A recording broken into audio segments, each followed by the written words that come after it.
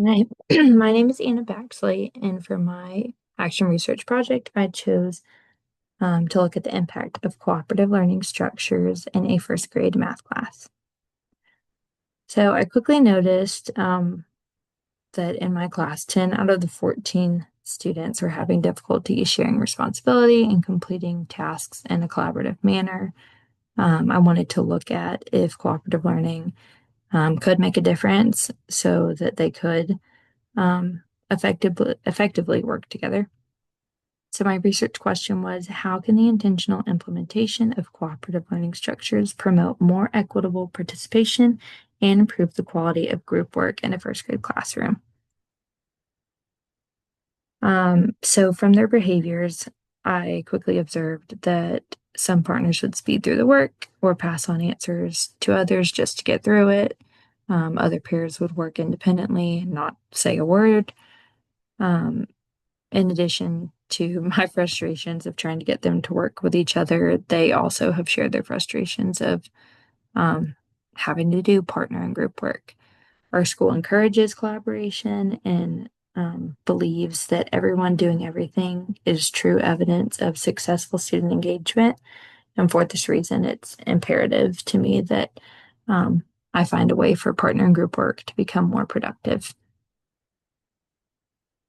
Um, Taking a look at a theoretical lens, Vygotsky's zone of proximal development in relation to social constructivism explains that a child's ability to problem solve is that much greater when done in collaboration with others. This framework is grounded in the concepts that knowledge is built, communicating with others is necessary, students must choose to engage in learning, and applications should be collaborative.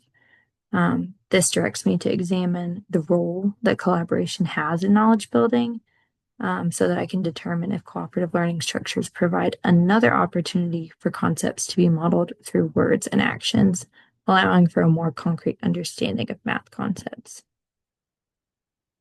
Looking at a few different studies, I noticed that several of them aligned with evidence of cooperative learning strategies encouraging student interaction.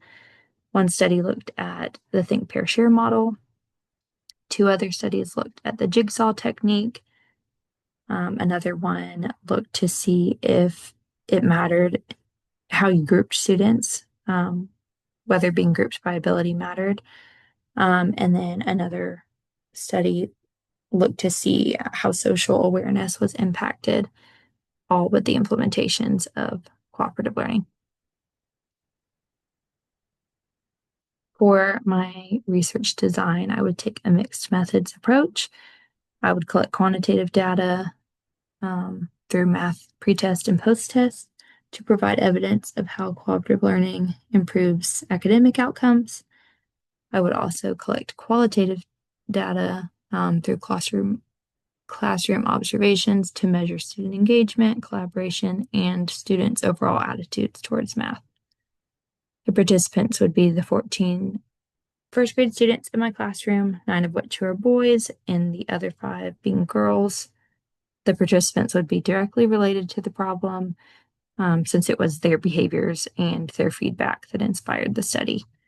The first grade classroom would be set in Beaver Elementary, a small, diverse school made up of 400 K through 5 students. As far as data sources, I would be using common assessments for those pre and post assessment data measures. Structured observations would be used to tally target behaviors, and reflective field notes would be used as well to determine behavioral patterns and group dynamics. In order to analyze this data, I would use 3 initial codes: social skills, individual accountability, and engagement. Memos would be used to refine the codes, specifically making note of positive and negative interactions and on and off task behavior. Pre and post assessment mean scores would be compared to a t test, and an increase in the assessment scores would be paired with observations of collaboration and engagement.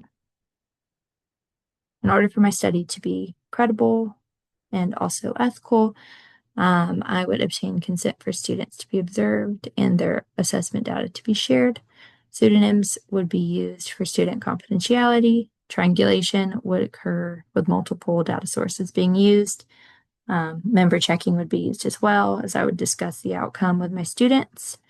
And with me being the teacher and also the researcher, bias would be monitored through like reflexivity notes. As far as the anticipated contributions and the use of this study, I do believe that this report would allow me to refine a specific protocol for collaborative math talk. The findings could also be used to track participation patterns to ensure that all the voices in my classroom are heard. The work done through this study could also be used to structure collaborative data reviews focused on student discussion in PLCs, or even to guide PD sessions on cooperative learning structures. And then finally, I do think it could be a very helpful tool for new teachers to have a tested model for implementing positive peer interactions during math instruction.